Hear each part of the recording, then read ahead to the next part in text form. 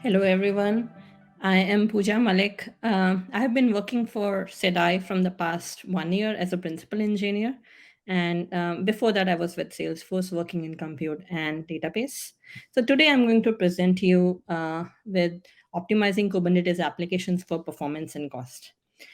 So most of the companies do a lot of good work to make sure that their application is scalable, reliable, and highly available. But the traffic is set to increase exponentially, and they are not sure if the current infrastructure will meet their needs. So the companies have problems with app traffic changing over the day. There might be some batch processing, a big batch processing that happens because of which they might need more resources, and it could be a combination of both. So in order to meet these traffic demands, you can potentially allocate more resources, but you will burn money if in the non-busy hours. So there's a lot of resource wastage. Still, that's better than actually having outages. um, so, based on a report by Gartner, Gartner predicts that the global spending on the cloud is will exceed 482 billion in 2022. So, if the adoption is increasing, so is the waste. Based on Flexera's 2021 State of the Cloud report, a company on an average waste 35% of their cloud spend. Also, based on a study by Datadog, the median Kubernetes deployment uses just 20 to 30% of requested CPU and 30 to 40% of requested memory. So that does result in losing money, but it can also add potential security problems. So why do actually people over provision? Most of them over provision because they worry of performance issues, and they don't want to upset their users. So if you see, we have two basic goals to solve. One is meeting application performance demands, and the other is minimizing idle resources when they are not being used.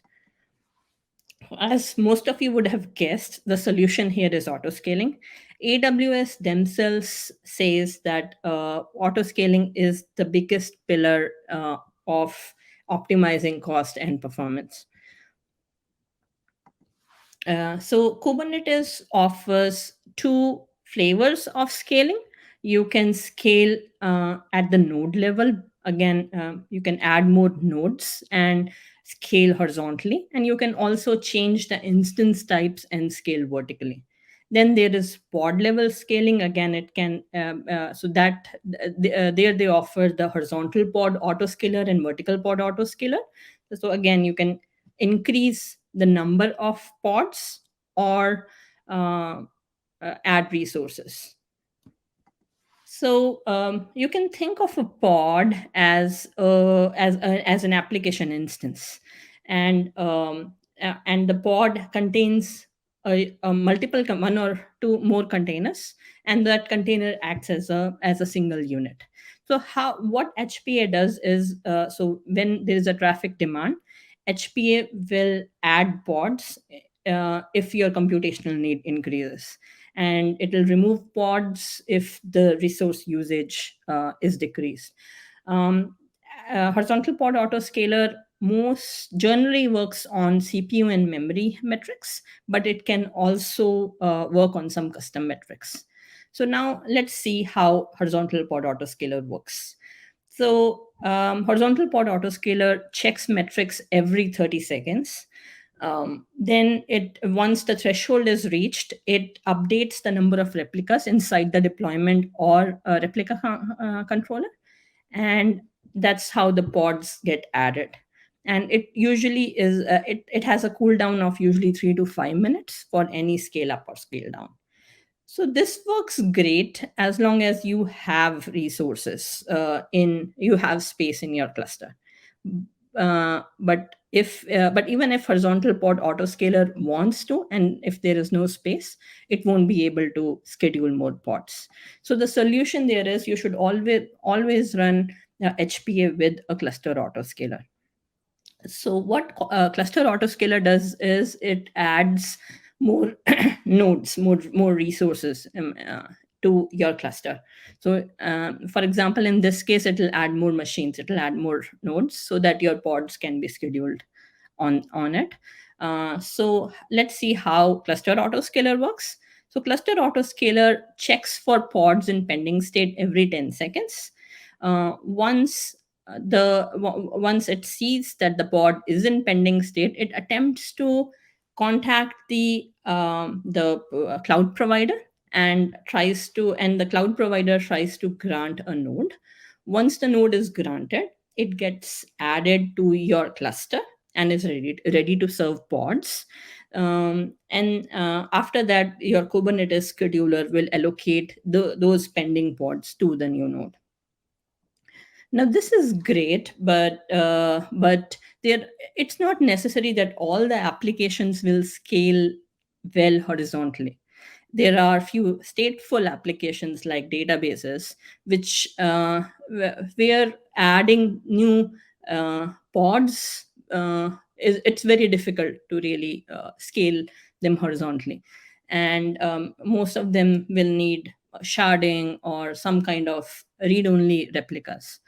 But it's possible that you can potentially increase their requests by increasing the CPU and memory.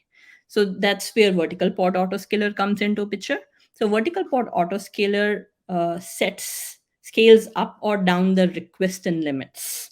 So it will scale up the request if it's a underused application, and it will scale down the resources if it's a overused one. So let's see how vertical pod autoscaler works. Vertical VPA checks metrics every 10 seconds, and whenever the threshold is reached, it updates the resources in the deployment or replica controller. Now, there is no in-place replacement of the resources currently in Kubernetes. So that's why it also results in restarts of pods. And like HPA, this also has a 3 to 5 minutes cooldown period for scaling up and scaling down. Now the question comes, when to use HPA and VPA. So HPA is best suited for stateless applications, which can really work well horizontally. It is also suited for applications which see a regular change in seasonality. So, but it's recommended to use it with the cluster autoscaler so that you can save money whenever there's during the off-peak hours. So vertical pod autoscaler is best suited for state, as I mentioned, best suited for stateful applications, something like a database. And so actually VPA is a relatively new concept in Kubernetes world, and most of the companies don't run VPA in auto update mode. They run it in recommendation mode just to understand the resource utilization profile of an application. This all sounds super good, but the reality is that there's very less number of companies who are actually using HPA and VPA in their production environment, and that's because there are a lot of limitations with these Kubernetes autoscalers. So to start with, the first limitation is that there's a lot of overhead in identifying the correct configuration for HPA and VPA. So in order to configure a HPA VPA, first you have to identify the correct autoscaling metrics from the slew of metrics that you have. Then you have to also do benchmarking in the current iteration of your code, benchmarking and profiling to get the actual configuration values. Then you also have to fine tune the metric server refresh intervals, HPA refresh intervals, VPA refresh intervals. Also, you have to architect your cluster capacity and your node instance size. So seeing, and then and all this you have to do for every iteration repetitively, you have to do it for every iteration. So that's a lot of overhead for administrators and users. The other issue is, so let's say if something goes wrong, if because of some scaling up and scaling down, uh, app your app, there was an increase in error rate. So there is no reinforced learning happening in these autoscalers. So it will keep scaling up or down in spite of increase in error rates. Also, there is an also most of the companies understand their seasonality, and it to they want to have a proactive scaling in place, uh, so that there's no wastage of time. But Kubernetes doesn't have any predictive scaling yet. Um, Also, as this, I think most of you would know that you cannot use HPA and VPA together because it might clash in scaling. Then there are a few limitations with Kubernetes Autoscalers. So one is so VPA requires at least two healthy pod replicas to be present, and HPA cannot scale down to zero. Also, VPA requires at least 250 MB minimum memory allocation by default, so it doesn't really work for small applications. Also, it cannot be used for pods which don't have a owner, like if it's only deployed as a pod and not as a deployment or a stateful set.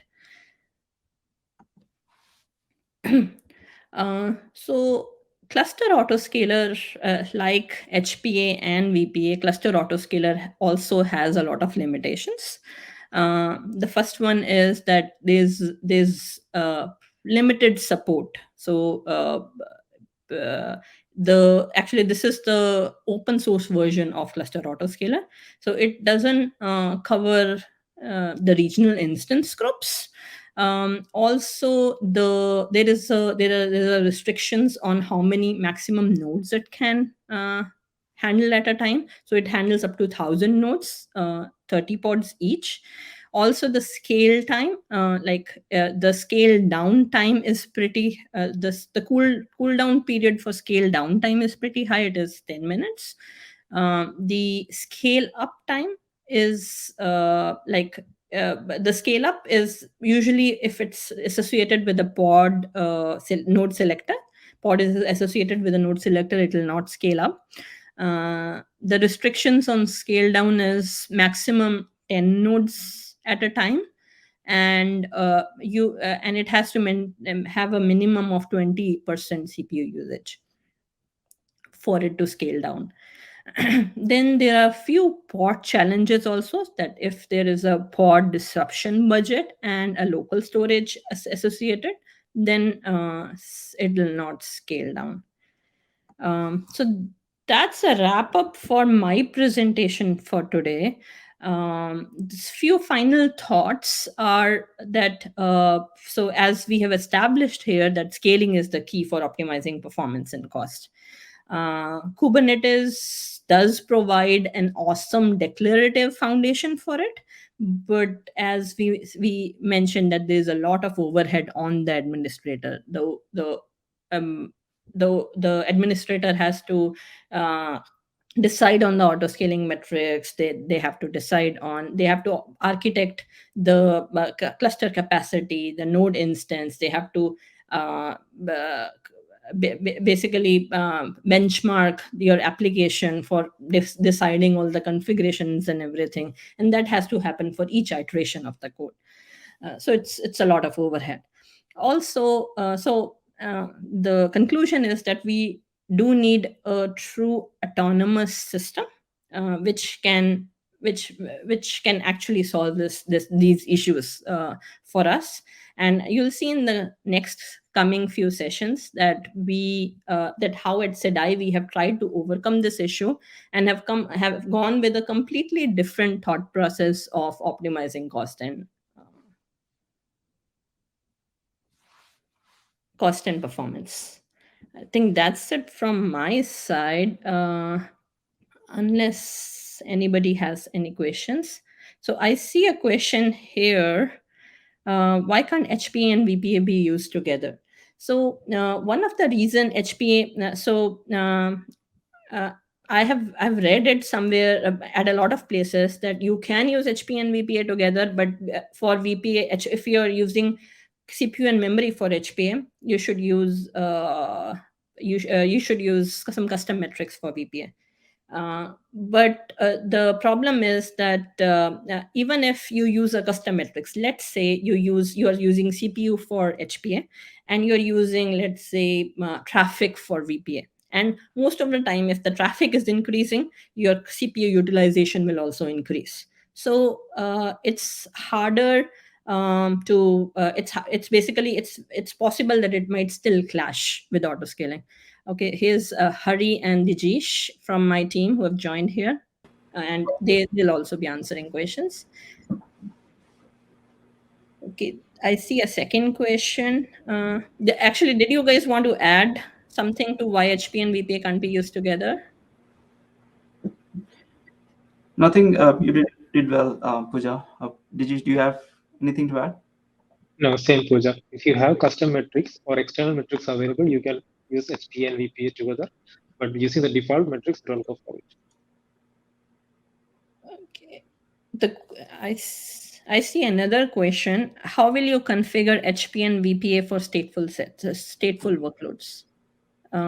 So HPA and so again, it is recommended not to use HPA for stateful workloads, and for VPA is a similar process how you configure it for any other resource. But again, you have to do your diligent effort in baselining, benchmarking your application, coming up with the right configuration, fine-tuning your metric server refresh intervals, and architecting your node instance types and your cluster capacity. Anything to add there, guys? No, Pooja. Okay. You already mentioned it. So the other question is other tools which might help in HPA VPA configuration. So far there is only at least I know of only one tool, which is Keda, which has been which is growing in adoption. Like Alibaba uses a version of Keda in their production right now, which is an event-based scaling system. And I am not sure of any other system. Any inputs there, guys?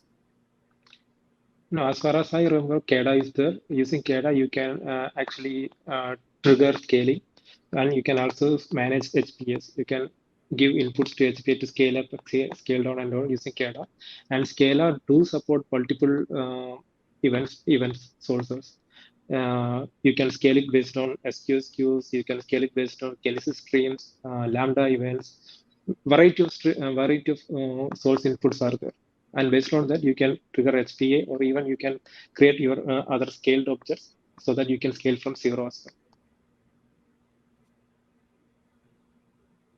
Cool.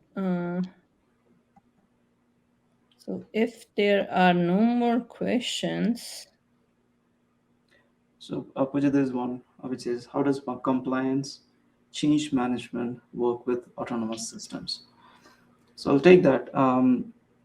So first of all, for all the autonomous actions, I guess this question is more directed towards autonomous systems. So Sedai being in an autonomous system, I'll explain the way we manage it. So we have integrations with all the ticketing providers. So for every action and every step that we are taking on the customer systems, we can record the action using the integrated ticketing system. It could be Jira or different ticketing provider that you can integrate with. On top of that, we can also integrate with your CI/CD systems. So there are multiple ways that we support. The first one would be there are webhook notifications available in our system. So every time we make a change to a customer system, we can notify the change that we are making through the webhook notification. The second one is we have REST APIs available, which can be queried back to see all the changes that Sedai has been making. And a third path is actually to have integration with GitHub. So on an aggregated basis, on a daily or a weekly basis, we'll be able to actually push out PRs with all the changes, with the custom changes that we have made to the GitHub, which can be evaluated and integrated back into your system.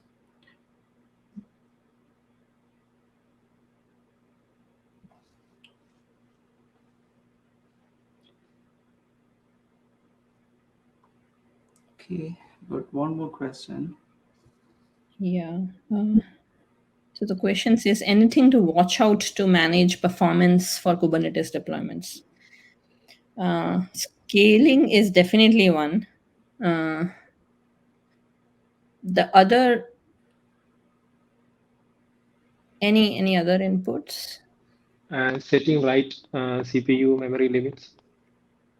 Yeah. For example, if you're deploying a Java application and you are setting low CPU in request and higher value in limit, there will be conditions like the node will not be able to provide that kind of resources for your workload if it is using more and more resources. And in that scenario, node will kill out that port. In that kind of scenario, what you have to do is you need to right size your container. You always go for the right metrics and set for the containers. Yeah, I think Dijesh, the next session is actually going to cover a lot more about how we can optimize at a cluster level. Yes.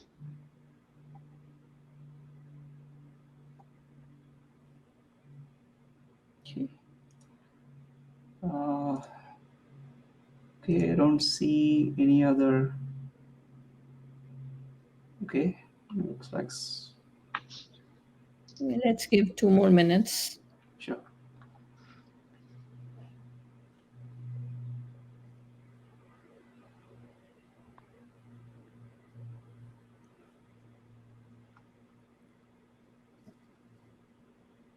So are there any differences between KTS providers that operators should watch for, or is it standard? Are there any differences between KTS providers that operators should watch for? I'm for performance optimization. So I guess the question is more about the infrastructure, like the cluster providers and how the different infrastructure provided by the different cluster providers are going to affect the performance. Okay, so more input on that one. It says EKS versus open source. So Dijesh, I think you may want to take that one up. I think it's more about choosing the right infrastructure. So I can take a first shot on it. So I guess the question is more about how do you fill your infrastructure with the right resources, which will be optimal for your application. So there could be different type of applications. In most cases, Kubernetes is probably going to have a heterogeneous workloads. So not all applications are going to be similar in terms of their CPU requirement, memory requirements, and all. So depending on what type of requirement your application has, you need to actually pick the right VMs to supply the resource requirement for your cluster. So it is very critical that you understand the type of applications which is running, and of course, EKS. When you are going with EKS, you are going to get all the different options, the VMs that is available from AWS. So pretty much all the EC2 based instances, along with a few other options, are available for EKS, and it's probably going to be the same thing for other providers as well. But I think if you're going with open source, of course, it's up to your systems to actually have the different flavor for supporting your application needs.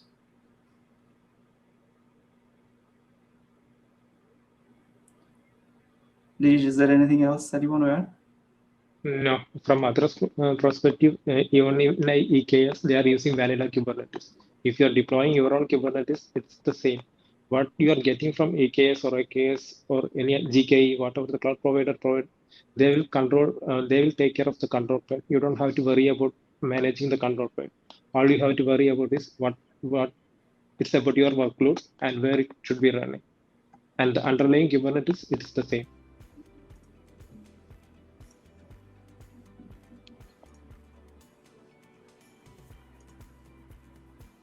Okay.